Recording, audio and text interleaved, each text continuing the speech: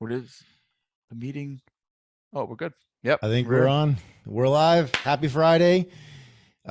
Adrian Park. I'm Adrian Park, not the other guy. And with me today, our founder Jay Carter, and I'm going to share my screen, Jay. Sure. Okay, here we go. Yeah, let's see if it's going to come up here. Tell me if you see it. Yeah. Yeah, I can see it. Okay, so we're going to be talking about something today so this fits. So anyone who's watching, just stay with us because I'm gonna share some magazine ads from I want to say like the mid '60s to probably the mid '90s. And we're going to talk about them, and then I promise it's relevant to the conversation. So folks, just stay with us here. Okay, so here's the first ad. Honestly, and it says, honestly, now, did you spend your youth dreaming about someday owning a Nissan or a Mitsubishi Porsche? And then here's the second one. Small penis question mark. Have I got a car for you?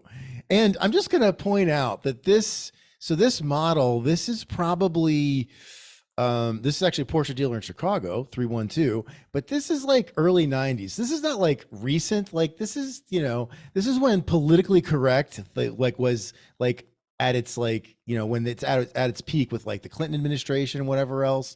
So this is like 90s when people were all about PC, and Porsche's coming out asking people like small penis question mark. It's a little too small to get laid in, but you'll get laid the minute you get out. Porsche. And again, I want to point out, Jay, like this Porsche is, I want to say like late 60s, like because they changed them a little bit. That tight little, like the body style is real popular now that people are like redoing. Like this is before that. So this is a 60s model. So in the 1960s, Porsche is putting in the magazines, if it's too small to get laid in, but you'll get laid when you get out. Right. Which, I mean, nobody was talking like that back then. It was there. So it's what they're doing is they're using a type of copyright. So like, again, if you're trying to shock your audience and you know who your audience is, right? So think about the people that they would be marketing this to. So, they would be directing it towards high income, high net worth individuals, right? And they want to do a pattern disrupt. So you're in this expensive magazine and you're flipping through it. What's going to stop you from flipping through it? Right. It's that hook. Right. It's like, boom, oh shit. And then they see the Porsche and they branded themselves to you. Even if you're not capable of buying the Porsche, they've done this brand marketing strategy that you recognize that and you continue to believe that message going forward is like, again, if I have a Porsche, I'll get laid. Right. And this is why that brand, has what it's these kind of messaging, these kind of ads that build that, that attention to the car. When, I mean, at the end of the day, it's just a car, right? But how do people, and if you look at it, like take a Lamborghini. I love to use this example, right? Okay. Rather than a Porsche. And you take a Honda Civic, okay? Both get you from point A to point B, right? Yep. Oh yeah. Why is one person willing to put $250,000 and be really happy about buying that car, where the other person is only going to want to, pay $25,000 and just wants a reasonable car? Right. Right. So, and think about the disproportionate difference between the one group and the other group. In the one group, people that will just want a Honda Civic. Well, we're talking about millions and millions of people that buy them, use them, and then we get to this other control market where it's like, I've got to speak directly to 1 in 10,000 people that can buy this or that will relate to this car, right?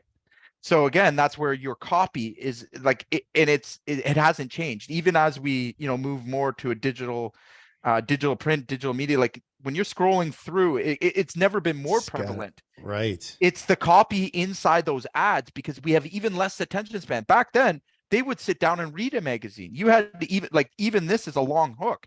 Nowadays, with social media and like the way that we're marketed to so frequently and so readily, the hooks have to be even better to get the attention to stop people from scrolling, right? Or again, nothing has changed. Like before, they used to flip through magazines. Flipping, right?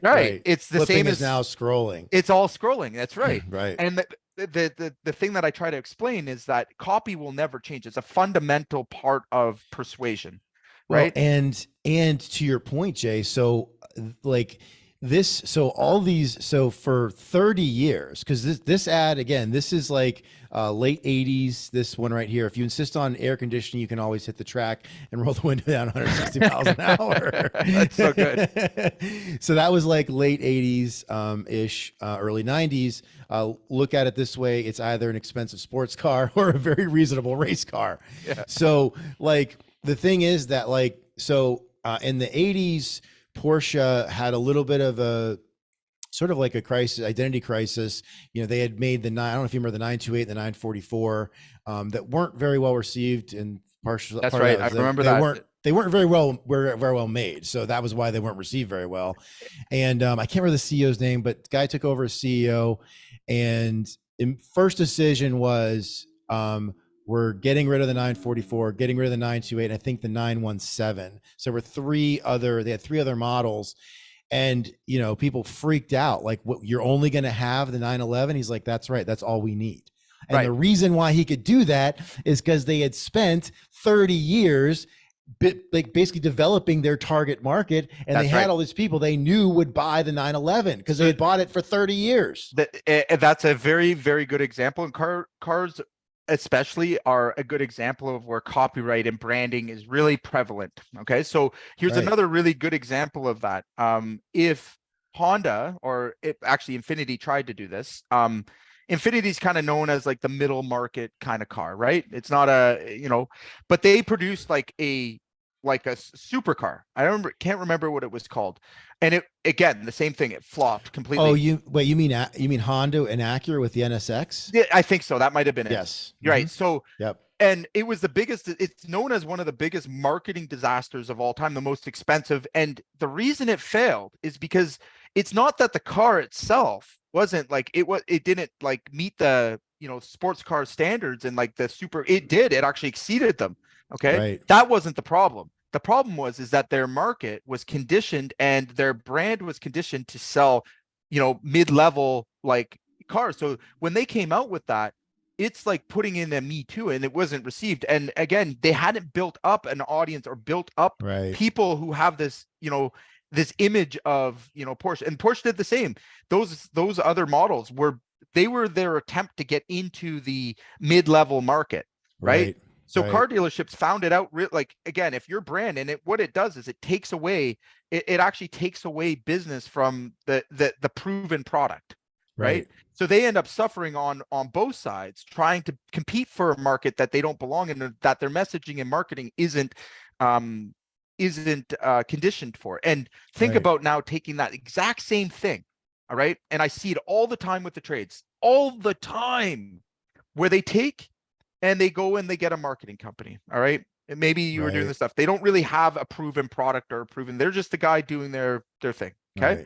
Right. And the marketing company takes their money and they put a message out to the market that, hey, I'm free quotes. I give everybody a free quote and friendly service. Awesome. Now, does anybody really know who, are you thinking about who that's going to speak to? Who resonates with free? What kind of customer will be moved by that message and take action on that message? Well, I'll tell you right now, because I know from many years of testing and failing, is that's going to attract a nice old price sensitive client that's looking for something for free. Okay. So we don't want to say that. And this is where copy is so important, is that, and again, it's only important for the guys that are out there listening. Don't think you have to become this creative writer and everything to save your business. No, it's about understanding that what the mechanisms are that make companies grow and other companies not. Okay.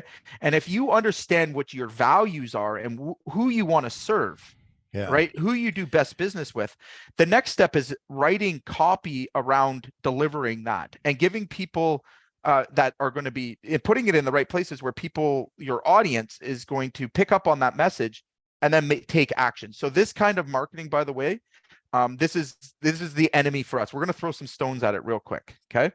Okay. This is a perfect example of brand marketing. Do you know why? I think you're going to tell me, but I'm not All sure right. now. So there's no direct call to action. Ah, yes. So they're broadly, so Ding, ding, only ding, ding, ding. only Coca-Cola and major brands can afford to do this kind of marketing. Plus it's going in major magazines and everything else. Right. So we only have so much time in, like, when somebody's flipping through, to stop them from doing that, right? Right. So in our style of marketing, everything comes with a call to action. The call to action might be in the hook, right? Right. So like, do you want the best roof on the planet? You know, book an appointment now. Like Right. that's a direct response marketing. And if we look at VSLs and like if you look at direct mail is a really good example. Just like it sounds, is where the term comes from, direct response marketing, because Mhm. same thing like magazines, but if they didn't have the call to action and specifically went through some things that would be objections or reasons for somebody not to immediately call or do the call to action, the mailer would fail, right? So I like using these as the examples, but again, they're different purposes, right? Absolutely, that's a good point. I'm glad. Yes, it is different because yes, we talk a lot about call to action, right? Yes. And we talked about it on these lives. Here, I'm going to just hit a couple more here that are. Here we go. It's not a statement; it's a hand gesture. Yeah, that's a good one. But interestingly enough, so this is Porsche, right? So I'm going to scroll down. Oh, kills bugs fast. Yeah, I love that one. Oh, and here's one. Yeah, it's already survived 10 Japanese model changes. This is early 90s when, the Japanese were making some really good cars and they were selling a lot of them here in the United States because I believe this is a United States or a US ad. And so this is their way of saying, like, putting their middle finger up to, Honda, Toyota, throwing stones, and Nissan. Yeah, throwing stones. And then it's about as fast as you can go without having to eat airline food. Also very clever. And again, early 90s. So then here, pivot to a totally different market, right? Here's the little lonely Volkswagen Bug from the 60s. And all it's 2 words, Jay. Think small. right? So there's no CTA, obviously. Right. I mean, I guess there kind of is implied. You think small, but it's really more of a hook. Right. And then it makes your house look bigger. And sooner or later, we apologize in advance. We're not male chauvinists. This is just what the ad said. Sooner or later, your wife will drive home one of the best reasons for owning a Volkswagen. It is funny, though. This baby won't keep you up at nights. And then making fun of themselves. Anything this homely has got to be good. And then finally here, this, again, ad from the, I want to say like mid-60s, Lemon. Which also, yeah, like poking fun at themselves. But again, this ad made it into a episode of Mad Men, which of course, like, is how everyone knows about the advertising industry, thanks to Mad Men. And this ad actually made it into one of their episodes. But here's what's interesting. So both companies, by the way, Porsche is owned by Volkswagen Group, which, by the way, is the largest car manufacturer on the planet. Mm-hmm. On the planet. I know that. Bigger than, everyone thinks Toyota's the biggest, but they're, bigger than Toyota by about 10%, about $20 billion. And here's something else. So Volkswagen owns Audi and Porsche. I'm skipping a few: Bentley, Lamborghini. You mentioned Lamborghini, yep. Bugatti, and Ducati, and of course all of their trucks, Volkswagen Commercial. So, one thing I'm just really quick before we move on, we were talking about, I'm just going to pull something up real quick, actually, that I created when we were working together. And this is an avatar document. Mm-hmm. And, I think, one of the things that, the reason why these ads worked, and again, to your point, no CTA, but the reason why they got the attention of people and of their target buyers was because they were, like, Volkswagen knew who their target, like, dream buyer was, right? They knew that they were marketing to a certain person. And, mm-hmm. And so, like, we're talking today about copy, and like I've had conversations with, again, guys that I rub shoulders with here in Western PA, other contractors. And, you know, it's like, I had guys say to me, well, isn't that just words? Right. Like, isn't that just words? And, and I don't expect, look, I don't think it's reasonable, Jay, for us to, I don't expect a guy or, guy or a woman running like a renovation business or a trade, masonry or carpentry or concrete. I don't expect them to really be able to nerd out on search engine optimization and some of those things. Like, we don't expect that, but copy is a lot more than just words, right? It is so important. And now here's where I'll draw the delineation. Okay. Okay. You can very easily get by without understanding any of this stuff. And I almost suggest that you do, okay? Without understanding copy and marketing, all this, like getting into that. And you'll get yourself to about 1 million, but plan to be like in the business, in the operations. Right. It's for guys that want to go from 1 million to 5 million, 10 million. Like, if you look at the top contractors in the game or all around, you'll find out that they are marketers. Okay. Right. And the very first thing you learn in marketing, and the very first thing that is the most important, that kind of is the glue that keeps it all together, is the words, because the words lead the image. So I'll give you a good example. If your hook is, I give great service at a great price, and I'm there the next day. Right. Okay. And that hook resonates with your target market or your target audience. All right. So think that's grandpa that needs a roof today that's going to call you. Okay. And the image is of, something out in a metal roof, for example. Like, your whole ad is lost. It all starts with, what is it that you're trying to say to your audience? And no matter which way you want to slice it, even if we take it to videos start with a hook. The hook is still the words, no matter which way. Like, we've got to communicate, and either we do it clearly or we don't. So again, when we start to break down marketing 101, and we'll stay on specifically direct response. So direct response has to have 6 things. All right. It's got to be target specific. It's got to be speaking to not everybody. That's bad copy. That's where copyright comes in. It's got to be speaking to 1 in 100 people or 1 in 200 people. All right. Or you are speaking to the audience, but the other thing it's got to do is it's got to explain who you are and what's going on. Okay. If you're not explaining who you are and what's going on, no one's going to trust you. Right. And it's not going to have the same effect. Like, we see all types of copy that doesn't do that. The next thing it has to do is it has to make them an offer they can't refuse. So again, when we go back to that, Porsche isn't making an offer to anyone. That's why it's brand marketing. Right. We've got to make them an offer. All right. And it could be something small. It could be as small as, a free inspection. Okay. Right. And you notice I used that word, planted it there for a reason. All right. And then it's got to focus on the call to action. All right. So again, in that order, okay, whether you're doing it on video or whether you're doing it on ads, it doesn't matter. The frameworks are the same, and they haven't changed since the beginning of people, generating content to persuade for sales. Okay. It's also got to be, give them a means to respond. And I see this too often, is where we're making a call to action with no means to respond. Where do I respond? Right. And it's got to be able to be tracked or measured as an outcome, right? If you don't have those 6 ingredients inside of a advertisement or a marketing piece, and you're putting money into it, okay, you may as well go and light it up and light it on fire. You're wasting your time. And if any part of what I just went through is off and you don't have a way to diagnose it, you remember I said track and measure?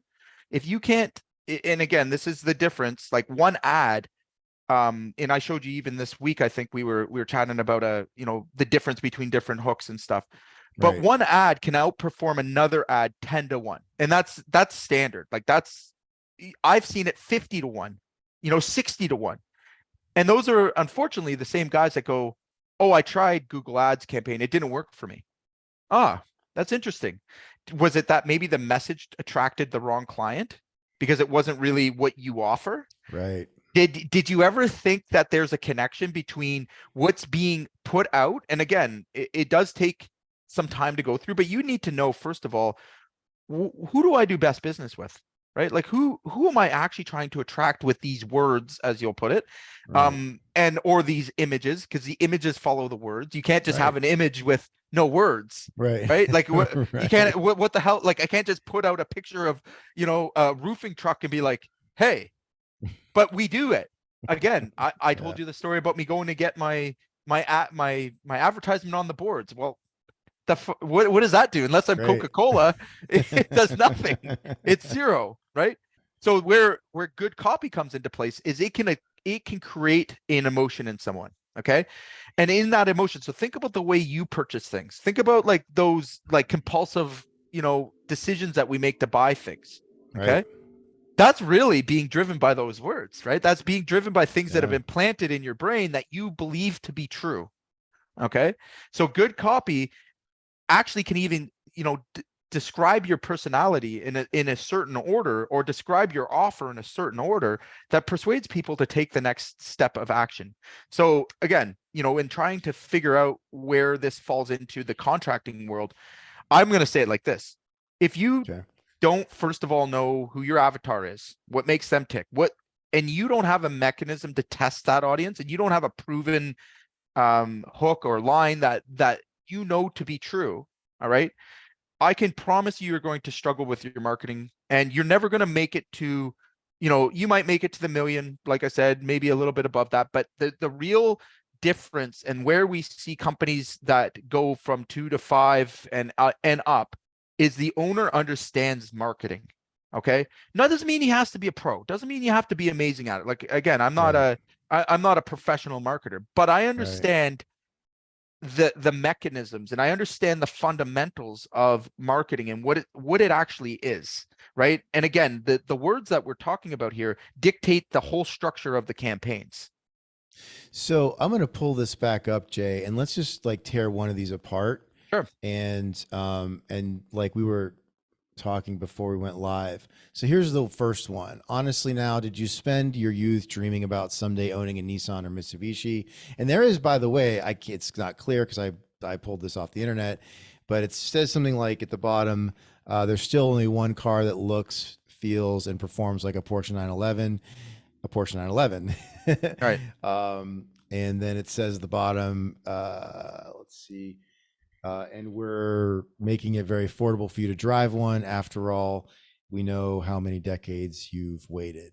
Right. So if we were, what would make this, so like tear this apart for, Okay. it's just a magazine ad. So if it Yeah. had a CTA, what would that look like? Right. So Call to action, and what would, like, yeah. how would we make this something that would work online or whatever today, like Right. for a contractor? So again, coming back to the words, the first thing that hooks you, and that's what before you even get to it, is you're going to look at, like, you see the ad or you see the creative. Okay. Mm-hmm.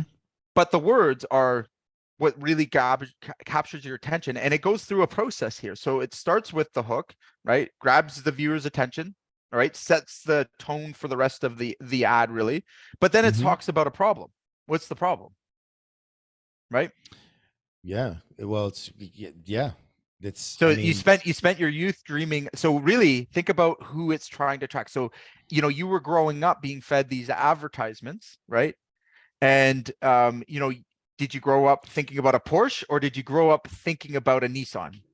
well, What and do you to think? your point, yeah, you grew up, and to your point, this is like an early '90s Right. Porsche. So like this one right here, Right. that's the person looking at that ad saw this as a kid. Probably. It's And a he was little being too fed it. small to That's get right. laid in, but you get laid the minute you get out. Right. So the So same person that saw this as a kid is now looking at this as a doctor, lawyer, right. banker, whatever. So they're in a certain age group to be able to Yeah. appreciate that, like to be able to stop that. Okay. They're going to be in a certain age group, and it's calling them out. And the problem really is, again, it's obvious. Like it's a form of copy, is that it's pointing out to you, you know, did you dream of a Nissan or a Mitsubishi? So it's giving you a push. It's saying, hey, Right. you know, and they know that that's going to resonate with a certain audience. They know in a certain demographic, to a certain type of person. Okay. It's not going to be for everyone. Like the Honda Civic person or Nissan lover is not going to get that. Right. Right. And then the solution is the creative. The solution is get the car. right? It's saying get the car. Now, the doubts and credibilities, which is like, again, it's a copyright framework, are assumed here. Okay. And the reason they're assumed is because Porsche did a very good job of brand marketing, mass marketing, right? So in when you've mass marketed like Coca-Cola and all these guys, they can assume some things. Number one is you know where to get it. Okay. Number two is that you recognize and you have bought in on the brand messaging. So people that didn't buy into it when they were kids are definitely not going to buy into it now. Like, so it's only going to speak to a certain percentage of the audience, and they know that, right? So like when we were having our conversation about like TV, like it used to get a 2-to-1 or 3-to-1 return, right? But it's going out to millions and millions of people, right? But still, advertisers were smart enough to know that, hey, you know what? This is my crowd. You know, here's 30 people in this crowd. I'm going to design an ad to speak directly to them. Now, in order to do that, we have to really know, and this goes deep. This is very deep. All right. This goes into like, this is forcing you to imagine your childhood or growing up and it's perfectly positioned because all sales is, so if I'm trying to sell something, all sales is transformation. Okay. They're selling a transformation. You don't, the Nissan is where you're at. The Porsche is where you want to be. That's what it's saying. That's right. So it's making you imagine like that transformation. So where I am currently to where I want to be. And then they're using words, okay, to express how you're going to feel when you're there. And that's great marketing. Like that's great copy. Okay. Because it paints a picture for you in the fewest words possible that immediately gets you to imagine being in having a different, situation. Okay. So again, we can apply these kind of things and this kind of framework to our own brand and watch how things change. Those words, like I've seen a 15 to 20 20 times better response from changing the words in my ads. Okay. It's crazy. And I was sharing with you even when we were running campaigns, like how one thing I could think this is going to be killer. This is going to be so good. And then it turns out to be something totally like I would never have picked or assumed that. And that's really where I think contractors, if you want to be smart, is that you use the data to tell you what your audience wants. And then you build your offer around delivering that to your audience. Too many of us come in with the assumption we know what the customer wants, and we don't. And that changes, by the way. Like those trends come and go. So if you're a contractor that's been doing things the same way for the last 20 years, all right, and all of a sudden you're finding it hard to find leads all of a sudden, it's because it's not that the actual offer, like everybody still needs that thing that you do. Everybody's going to need a plumber. Everyone's going to need an electrician. But what's changed is the way that you are either showing up, where you're showing up. And on top of that, there is the copy, the hooks, the thing that makes you stand out from everybody else that's offering the same service, right? And if you get good at that, again, that's the real secret to you. If you don't get this stuff and you don't invest in it, or you don't at least understand it at its basic level, you cannot scale your business, period. Bar none, because it applies to everything you do. Yeah. So to your point, so again, to the folks that are out there and they're, doing $1 million or $1.5 million or even $2 million, you can do 1 to 2 million or up to $2 million and get by with, direct mailers. Cause I did it, direct mailers, putting up, before and afters and, and having basically having a very, unimpressive social media presence. Like you can do a couple $1 million just doing today, right now. So you said that you can do a mediocre job, throw out some mediocre media, and then get what back? Mediocre customers? Well, perfect. I'm not saying it's going to be good. Right. I'm just saying you can do a couple $1 million and you can probably eke out, 6 to 10% net profit and get by. Right. That you can do that. Yes. However, if you actually want to scale, right? If you want to and scale fast. if you, because I've met lots of guys and I've, spent a lot of time with guys that weren't on the tools anymore, but they were they had the front office version of that. So they weren't on the tools, but they were running their asses off, going Right. from like estimate to estimate to estimate, saying yes to Yep. all the wrong things, and and didn't really understand their target customer. And so just to kind of, again, pivot back to this ad just for a second, not that, we don't think this is the greatest ad ever, but it is interesting because, again, like, so a couple things. First of all, Porsche, to their credit, they know their audience, right? They know, they've got their buyer dialed into Oh yeah. age, gender, vocation, what that person does. And so just think about this again. This is for folks, folks watching us. So, like, again, this is the early, not this is probably like a 92, 93, right? This car that we're looking at. And the person that saw this, again, saw that ad from the 60s about like getting laid. And they used Nissan and Mitsubishi, which is also interesting because those were two of the big imports in the early 90s. Like Nissan was, Nissan had blown up because they were Datsun, and then they changed their branding in the United States, and they were selling the crap out of cars in the United States. And here's something else to think about. Like, there were a lot of people driving Nissans and Mitsubishis that could afford this car, right? Mm-hmm. Or had just like come out of college or out of law school or out of med school. And so like, there's so many little like, what's the word I'm looking for? Like little like things that are scratching at their target audience here, Jay, that you don't see unless you start to like peel the onion back and like peel all the layers back at what they're doing, just with, to what you're correctly calling just a brand ad, right? Right. Because there isn't actually a specific call to action. At the bottom, if it said, call Joe's Porsche in Chicago at 3126, whatever, Right. then that would be a call to action. But like, but I think that, so like, to bring it back to, to contractors, it's not, and like to what I pulled up a minute ago. So, I mean, I, developed this again, working with you. And so I knew exactly who our targets were, right? Right. We were going after the general contractor that was doing 15 to 50 a year. And we are going after a certain architect type. Like there were certain people I did not want to work with. And then we are going after, not just male, but female architects, and generally like, like people that were like, sort of like, Gen X, and boomers, and then, the owners of buildings and so on and so forth. And so again, like, so, in our business, we were able to target a very specific person.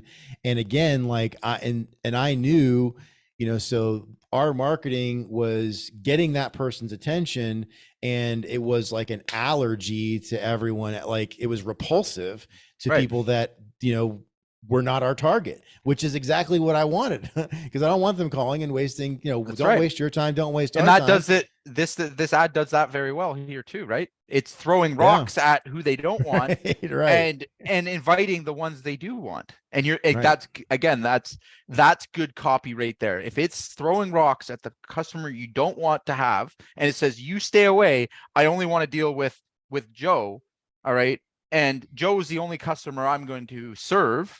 All right. The more narrow we get, the better returns we're going to get, because, and more brand loyalty, and being able to charge more, and being able to, like, again, this goes on and on for why you need to focus on these things, and having it off and saying, hey, you know what?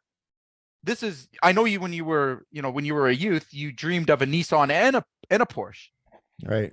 Right. What's that do? What you're sitting there going, well, I'm confused. Like, what is it that you do?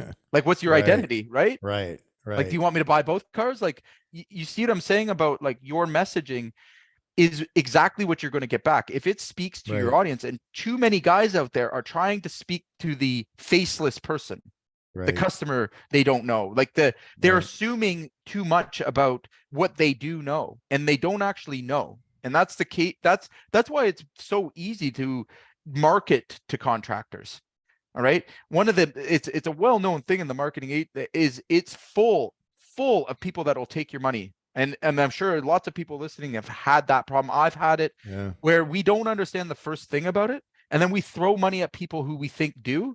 And the Right. truth is, the truth and the ugly truth is we're sitting ducks. It's very much a shady business of marketing, because what it actually takes to generate good quality marketing that's brand, aware, it takes work and effort, and it takes a collaboration between, the person making the offer and the person that's going to present the offer, or, have it work. But too many guys are just giving that all to a marketing company, and the marketing company is only responsible to bringing you leads. They don't care if it's the right people or not. They don't even Right. ask you. Right. And this leads to the problems. This leads to the, serving the wrong people. Like, if you never Yeah. had the C or D client in the first place, you would have never done work with them. Right. Right. So, I mean, it's something to think about, and to, if you're going to start down the marketing rabbit hole, this is the first place you need to understand is how is copy structured. So I think, so I think we've proven that the words matter, that the words Mhm. aren't just words, right? And so, you know, like help, I think maybe it will help. Again, I'm just thinking about the folks that I rub shoulders with and have rubbed shoulders with. Um, okay, so let's say they find someone to write good copy for their website, their social media ads, et cetera, direct response marketing. And how does that impact? So what does that mean in terms of like dollars and cents? Like, how does that, what is the guy or lady doing a couple $1,000,000 that wants to scale, and they say, okay, I see it. I see what you guys are talking about. And they do it. They hire a good creative or a firm or a person or whatever, and they start putting it out there. What, what's their experience going to be? What should they expect to see? Okay, so it's all about intent. All right. So I Okay. think that's first and foremost. If you don't really know who you can serve or who you offer, and you're in the early stages of your career, all right, this all is not going to really matter. I'll be Right. honest, because you don't even know who you serve. You haven't had enough experience yet to really lock in and be like, hey, you know what? I want to do this kind of business rather than the other. But if you've been around and you've been working for clients and you've got the opportunity to kind of experience different things, and you're really good at doing a specific thing, and you want to take your business from, like I said, that threshold of 1 million to the next level, and you really want to Right. make this a business, okay, that's where it's time to invest in understanding first yourself. What is copy? Like, what is these messages? And you develop a core message, and we have again, I can walk you through. I have templates for all this stuff, and I've helped a lot of, high scale owners to get their messaging correct.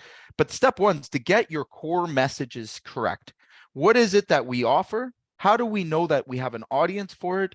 And how do we, communicate this effectively? Because it doesn't matter then who markets it. If they're saying the same things, they're buying media and putting you optimized to get your message out. Right.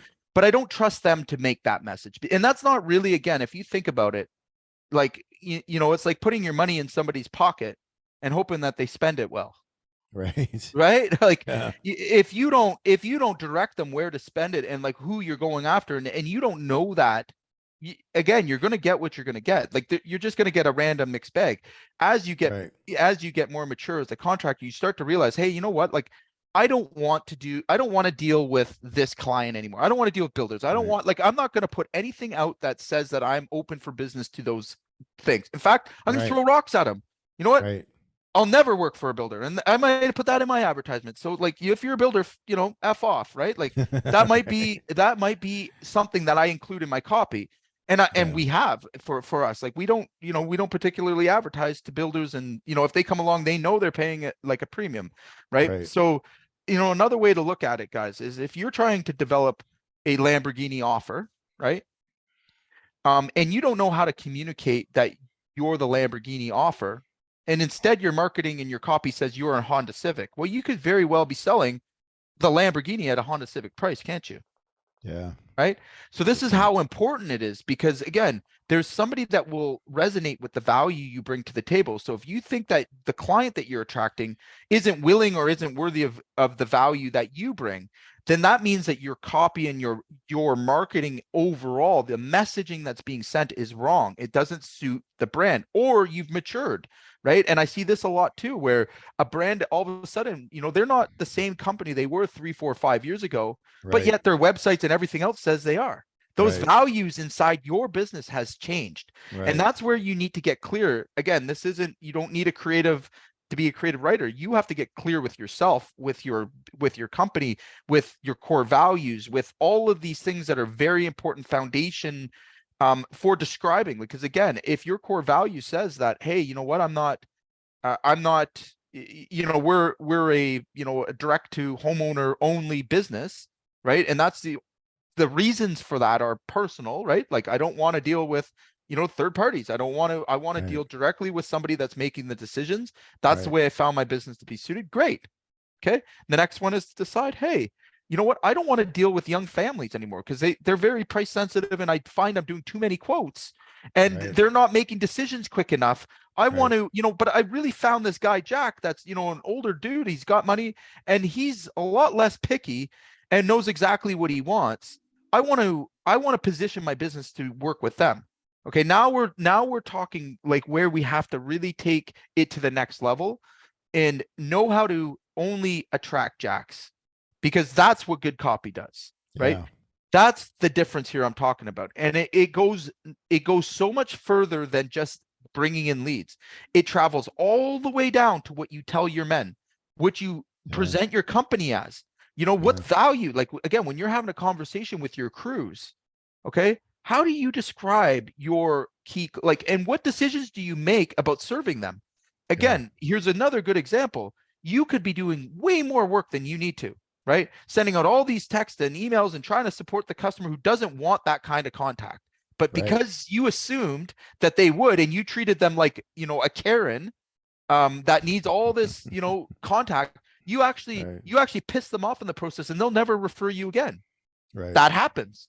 All right. Yeah. And that's what I mean about being tuned into who you serve, who you do business with, focusing on them and making sure that you understand them entirely. You got to know them better than they know themselves. Seriously. Right. Yeah, I agree with you. And I was going to say, you said you warned me of something, and I think, and you said it here, and I'm just going to circle back to that, and that's that, so there are so many like marketing, I don't know, agencies, that are selling like search engine optimization. Yeah. And I mean, I heard a couple of dozen of these stupid pitches, and I just, I said no to every single one of them because I'm thinking to myself, so you're going to charge us X amount of thousands of dollars a month. And what am I getting for that? Right. Like, because I didn't want like this, I didn't want this just like get dumped on with all these leads that weren't like really our customers, because Right. none of them could tell me, oh yeah, this is how we're going to drill down. We're going to drill into your They don't know. customer. And here's the thing, Jay, like again, so if I hadn't have worked with you and had a little bit of my own self-education on understanding our what dream buyer or target customer is, and then actually identified that, I'd have signed up because I wouldn't have known any better. Right. And I would have burned probably 10, 15, 20,000 bucks easily. Like before I probably would have cut the cord and said, this isn't working. And so I think, to your point, like, because again, it's not, we don't expect, you and I, and those folks kind of like, I think they kind of some of them bank on the fact that the contractors don't know. 1,000,000%. And even the good ones only have so much time. So like I've worked with some really good agencies that only worked with contractors, and even them, like if I didn't stay on top of my copy and I didn't stay on top of what they are allowed to say about my business, right? Okay, I didn't let them test other people's, what worked for other people's companies on them, on me, okay, because I would get their results. So if somebody else is, a middle of the road, contractor, sorry, my daughter's running around in the background. I can see. Hey there. Oh, she broke in. I'm in the cage. So if I'm, they're marketing for a middle range, middle blue collar roofer, and they Right. bring that what worked for them over to my campaign, Not, it would yeah. fail. and it would Right. destroy my image, and I would Right. spend a lot of money trying to correct that, right? Because what you put out is what you get back. So Well, go again, ahead. it's if and this is a maturity thing as well.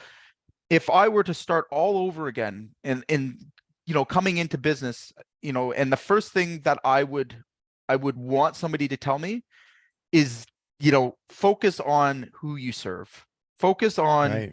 the Figure that message out that first. is going to Yeah. be sent. Because after that, hiring somebody to like, it's a non-emotional transaction. Okay. Right. And it all comes back down to your numbers. Like marketing, although it sounds like this, this sexy kind of, this mystery friggin' wizardry going on with, great marketers or not great marketers. I'll tell you the truth. The real ugly truth behind it is no marketer knows. Nobody knows. Okay. All we have is basically what's worked in the past, right? What's Right. worked for similar brands. But Right. it's all guessing. All right. It's Right. guessing to find. And just because it works for one company does not mean it's going to automatically transfer and somebody else can Right. take it. Right. So get to know your messaging, get to know your brand and who you're serving. And again, if you need help on this, reach out to us. I help a lot of people discover this.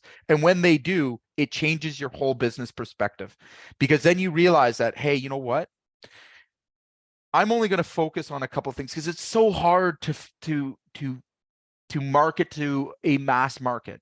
It's so hard to not have this correct. You could spend many Right. years Right. just struggling to get enough leads, Yes. struggling. And Oh, it's yeah. not because you're operationally, you can't do it. It's not because, and you're just banging your head against the wall. And a lot of guys Right. just give up.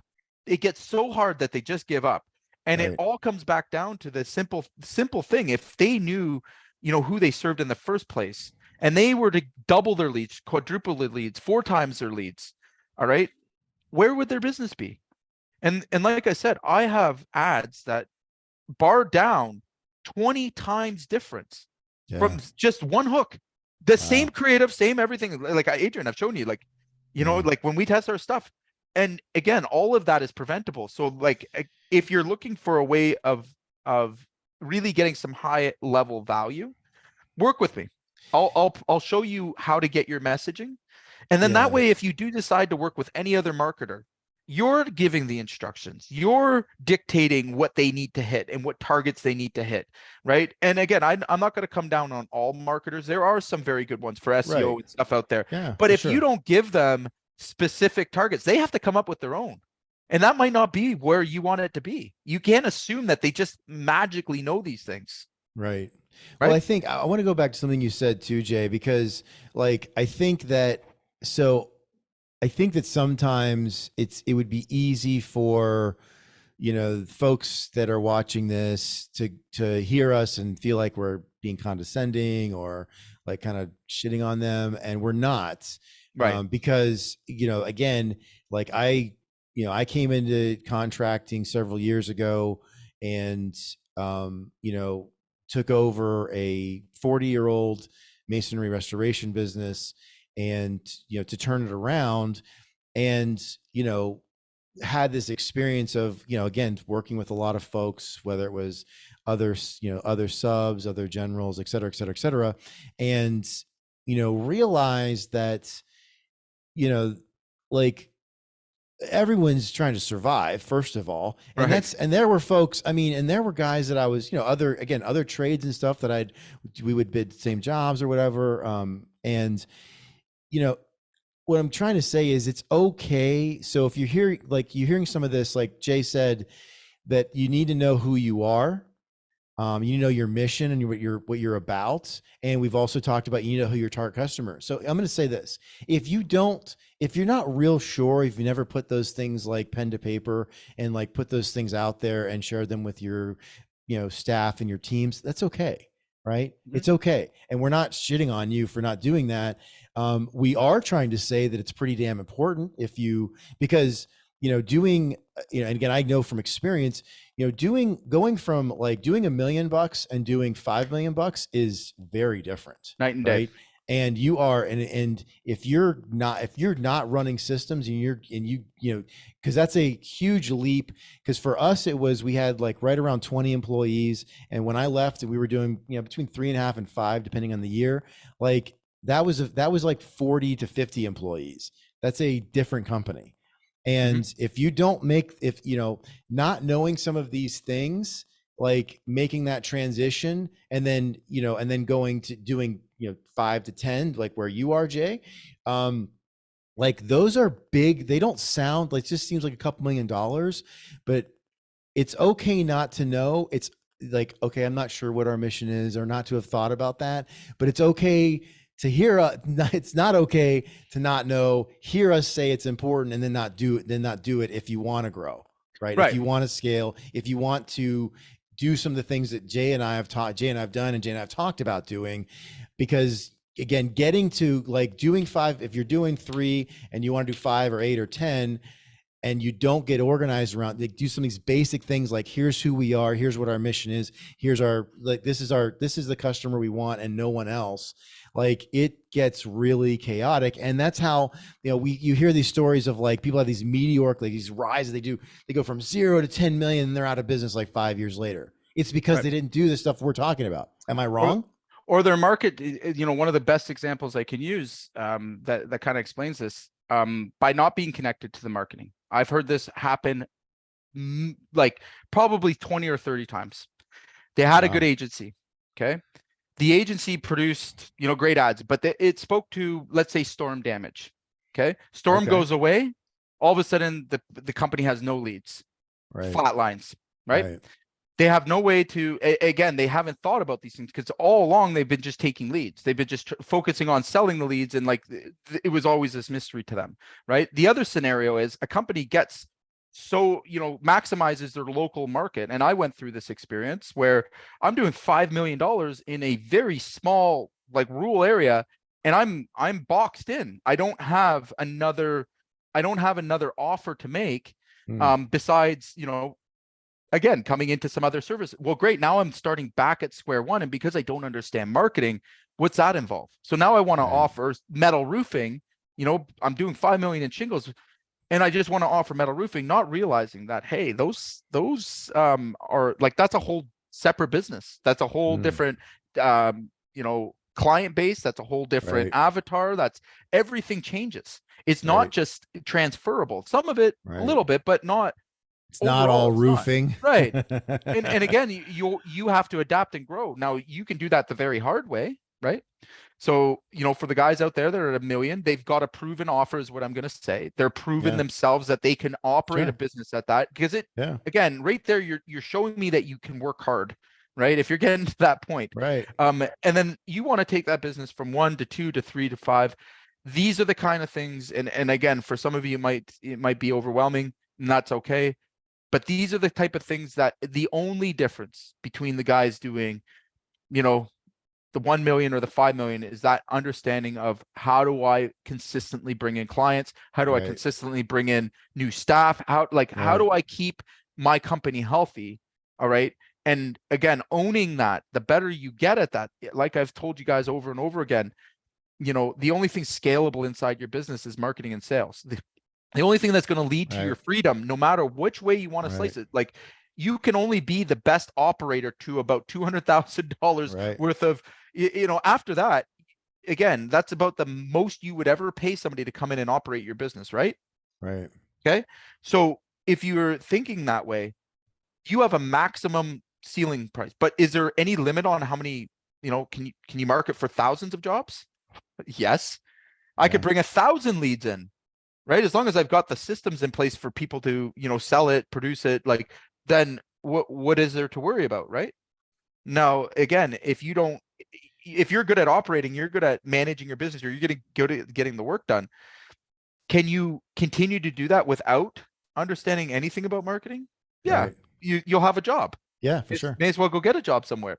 The only time it becomes a business is when you can call those shots. You can pull those levers, is when you know how to consistently bring in sales and sell them. After that, it's just about turning the levers up or down, right? You've locked it into your message. You're going to turn this lever up, right? Oh, that's too much. I'm going to pull that lever down. That's, again, it's the simplest way that I can explain why this is so fundamentally important. And if you really want the proof, I mean, go and look at the companies that are look up to the people that have already done what you want to do. Okay. Right. If your goal is to be at 5 million, go look at them. What's the difference? Yeah. What are Is they it that they doing? can do the Yeah. job better than you? That they can, Yeah. they do it? No, it's never that. It's never Mm-mm. about that, right? They probably do a way shit, like they do a way shittier job. Right. Their customers are way enough, but they do certain They're things better that marketers. you don't do. Right. Yeah. Exactly. And Yeah. all good marketing will trump everything else.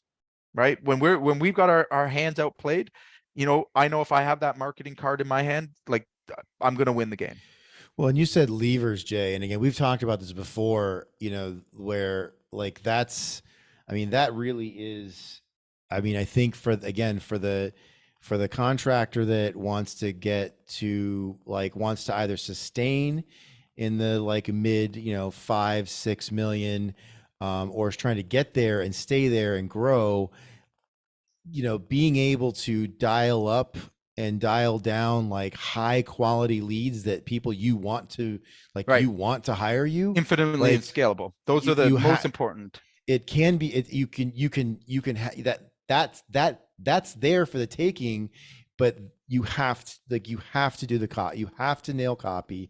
You have to speak to your audience, speak to your target customer in the way that they're going to respond, be a what you say, throw stones at everybody else. Yeah. And and that's not a should, it's a must. You cannot, you won't get there if you don't do this thing. Right. And again, you can't hire someone to do it for you because they're not you. Right. They don't know who you do best business with unless, again, I've never had a marketer, even the good company that I worked with, before I started doing our own stuff is, I've never had them ask me that. And it always kind of baffled me now that I think about it. It's like, how would they know? Like, what were they buying? Like, they're just literally going out, putting your money on the table and going, put it on red. Right. That's what they're doing. We're not playing the table. We're not making fair bets here. Right. We're just going out and assuming a lot of things. And marketing is not about it. Like, you have to test everything. You have to make sure that it's generating the right leads. Like, because again, it's easier more now than ever to generate leads. Okay. It's very hard to generate the right leads. Right. To generate the sustainable business, the ones that are going to pay you on time, the ones like all the headaches you're experiencing in your operations. I can almost promise you, and we played this game before where, you call your problem, you call your symptom. We can almost always point back to a sales or marketing issue. Always. Right.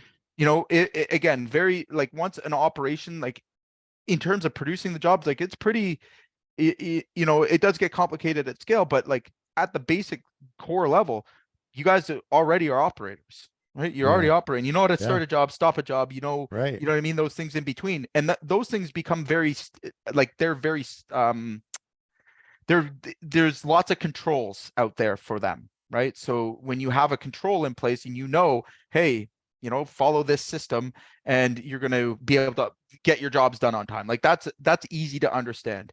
Marketing is a mystery because there's so many little things that you have to be aware of. And again, this is where I stress, the only thing most contractors are missing out on is not sitting down with themselves or sitting down with somebody who's going to extract it from them and getting clear about their core message. What do they offer? Who do they offer to? Getting very, very clear about this stuff, right? And refining that, and then taking it to a marketer. You walk up to a marketer with all those things, they're going to love you, first of all, but they're also going to get you the results you need. Right. And you can tell them hey, I don't want that kind of customer. Right.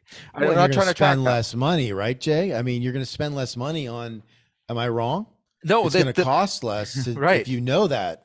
The most important KPI I have, all right, and the one that I look at first before profit, before everything, okay, my cost per acquired customer. That is a unbelievably fundamental KPI for me, all right. Especially because I'm, more responsible for the marketing. But if my cost per acquired customer starts to rise, it's an indicator of a whole bunch of things that I'm going to look at, right? If I can keep control of that cost per acquired customer, all right, this is where we build this mechanism of looking at your business as an investment place, right? Again, the work, getting the work done, the job's not going to change a whole lot, right? The way we install a roof doesn't change dramatically. right? Good is good, bad is bad. You know, we Right. can apply it to almost anything else. Good contractors, you know, what I mean, they have good trades. Well, how do they do that? Good marketing, right? Right. They know how to get in front of the right people. They know how to Yeah. be in front of more opportunities than the next guy, right? Right. So again, if you think your investment is learning how to operate your business better, good luck to you, because you reach a maximum efficiency for that. Yeah. And There's a that you're going to ceiling. hit the Yeah. ceiling every Right. time. Right. Guys don't struggle, and a lot of them are out there trying to make themselves more efficient, doing all these other things, but they never look at that marketing, right? They never look at, how do I acquire more customers for cheaper, right? Yeah, and How we're do not I, saying you shouldn't be more, you shouldn't optimize your business, right, but again, that's only going to that'll only get you so far. right. It's That's not going to like make you there's a millions, ceiling. Yeah, right. Right. right?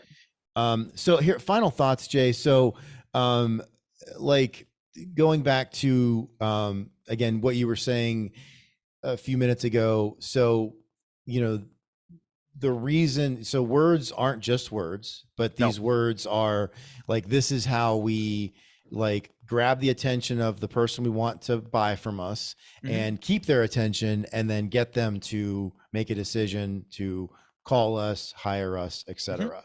Okay. So I'm thinking again, as you know, like the guy that was on the other side of this a year ago, if I'm watching this going, well, you know, that's not really my thing. My thing was improving the operation and the pricing. So, you know, what do I do? Right. Right.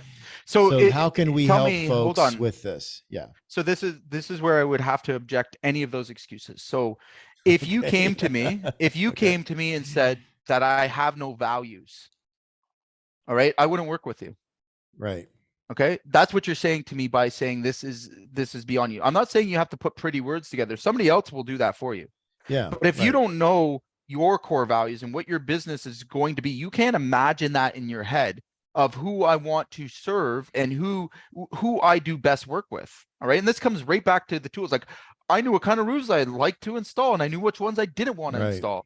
Right. Right. If you can't define that, and you can't extract that out of your head, all right, and you can't be willing to stand by it, you know, and push through and you know, follow through with it, then come work for me, I guess. I mean, that's your future, right? Right. Not to be abrasive, but I mean, Yeah. again, that's what you're setting yourself up for. Not doing it will, like, there's a maximum level of business you can do, and there's no question of that, right? At a certain point, you have to have these things in place if you want to have employees that don't need you for everything, right? You're not the rake. Well, where do you Right. think that, like, do you think there isn't an element of marketing to that? Of course there is. Of course there is. Marketing touches in everything, but it comes back to, what is it you stand for? Who are you? Who do you Right. serve? Just like you're asking your customer. The clarity of that message has to be, you know, again, simple and easy to understand for your staff, for yourself, but that's where your direction or your compass is coming from, right? And again, having these things goes beyond just marketing, right? Having these, sitting down and going through this process is going to really dictate what the next 10 to 15 years or however long you plan to be in this business for will look like, right? If you're not creative enough to do that, you're going to struggle in business. And it tells me that you're, you know, again, that maybe you should think of another career altogether. And again, we see it over and over again. Like, why do so many businesses fail in this space? Because they were great at installing, or they were great at being on the tools, but they never allowed themselves the space or the time, all right, to really focus on being a business. And all good businesses have key ingredients. This is Yeah. a key ingredient. There's Yeah. no disputing it. And we can show everywhere you look, every example that you can find of business trying to get business, you're going to be able to see, is somebody, you know, marketing behind that, right? Yeah. What's the message being sent? You know, why do people, like, when you buy a Lamborghini, are you worried about money? No. No. Right. Were you conditioned not, like, did you already know it was going to be expensive? Of course you did. Yeah. You didn't even need to Yes. get the price, but you Right. don't care. People that buy Right. Lamborghinis don't care about the price. They No. care about the image that it presented to Right. them. Okay. Right. Same thing with a Honda. When people buy a Honda, do you think they care about the price? Yeah. Yes. Yes. Two Very different much so. people, Very right? different buyers. Yeah. So again, think about your business that way. What are you like? Are you selling a Honda or are you selling a Lamborghini? There's a market for both, right? And Right. they're both are needed, but Yeah, and it's not better than, worse than, right? right. I mean, No, so to the person, person selling the Honda, like, you don't want the Lamborghini buyer, right? right. Because they're going to be very disappointed with your product, That's right? right. It's just because they have the money doesn't mean they're going to like buying from you. Right. So, And the real shame is to spend your whole career focusing on building a Lamborghini for a Honda Civic market, right, right? right. So that's where guys get caught up is they just never get to that point where they understand those mechanisms, right? So, yes. So final thoughts here. So for folks that want to, that kind of like have, they're feeling that like little bit of like discomfort right now. Like, I know I got to do this. I know they're talking to me. Like, what should they come and hang out Yeah. in school on Thursdays? What's like, Yeah. So let's where make should this we one point easy. them? Yeah. So we have school and by the way, I mean, obviously I have all this kind of training, but if you want, if you're just really unsure, but you see kind of some value in what I'm saying, you might be my ideal customer that I can help, right? I kind of made it clear throughout this call that, if you're under 1 million and you're still, finding your space, I have material that will help you, but I'm looking really for the guys that want to scale. They want to go from 1 million to 5 million and above. All right. They have a proven offer. I can help you take this and show you the tools that that you're never dependent on a marketing company again. All right. And that's Right. really important. It's a very valuable, but probably the most valuable thing that I could teach is how to actually own your marketing, how to, control your marketing, how to, again, have these levers. So you're never concerned about opportunity, right? We've got to make sure that we get those things in place, and that's my offer is book a strategy call. If you think that you have a marketing issue or a sales issue, let's figure it out. I'll tell you very straightforward. I mean, again, I've been through this a lot. If I can help you, if I can't, and that's your first step. That's how you get out of feeling stuck. Okay.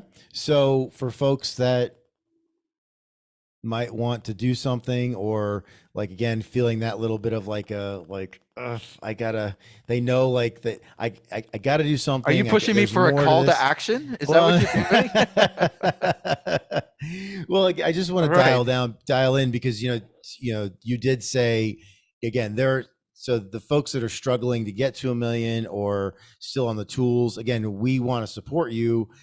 That this, what we're doing isn't probably going to give you the most value, but we have a lot of things, a lot of tools here, and you Yeah. can pull from I'll those. just give But for those to you.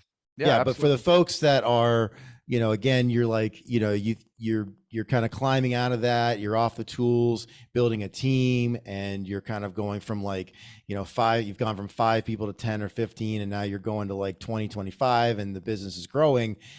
This You have this to could be have a it. really good It's solution. yeah. Yeah. And it's, You must have it. save a lot of, like, a lot of heartache and a lot of pain. Cause Right. I had, the thing that we were working on, like, I was frustrated because we didn't have this in place, and I was going through these, like, like relying solely on direct mail. And when that I had Right. one lever, and it wasn't a great lever. And like, when that didn't work, like, Now what? Right. we're kind of effed, it was just, and honestly, Jay, it was when it didn't work. And so again, for the folks out there, I know where you are. I was there like very recently, like before I left the company last year. I was like dialing for dollars because we didn't have all these marketing things in place, because Jay and I hadn't gotten it in place yet. Right. So I was literally like on the phone hammering like different people that we had worked for. I was doing some cold calling to raise, like, to get jobs so that we weren't like starving in the spring. It's So pure hustle. Pure yeah, hustle. and that's the thing that, like, that's the place where you don't want to be if you're going to 5 million, because I can tell you from experience, it sucks. Like, that's Yep. not the way you want to raise jobs. Like, you want to raise money. So anyway, so people can check us out in school, or they can just reach out, and we can have a one-on-one conversation with them if they're ready to do something, even though I don't think we've actually launched this yet, but we'll talk to anybody about it, right? Well, we haven't launched it again. We serve we have a number of clients that we are working with them on their marketing at a higher level. We do have school that we're starting to launch our modules in for the guys that are just, again, wanting to get a little taste of marketing, get a good plan in place. Definitely not going to turn them away, but it's more of a group training. I'll give you the Yeah. resources. Come hang out. And anybody that needs a more in-depth solution and wants to get a good strategy in place, comment, we're available anywhere. Just give us a shout and we'll help you out. All right, everybody, thank you for being with us. Jay and I are here every Friday, 3 o'clock Eastern, bringing the best stuff we've got to help you grow, scale, get more profitable, build your businesses. We have a deep conviction about serving contractors, and that's why we're here. So for those of you that were here, thanks for hanging out with us, and we'll see you next week. Yep. Bye.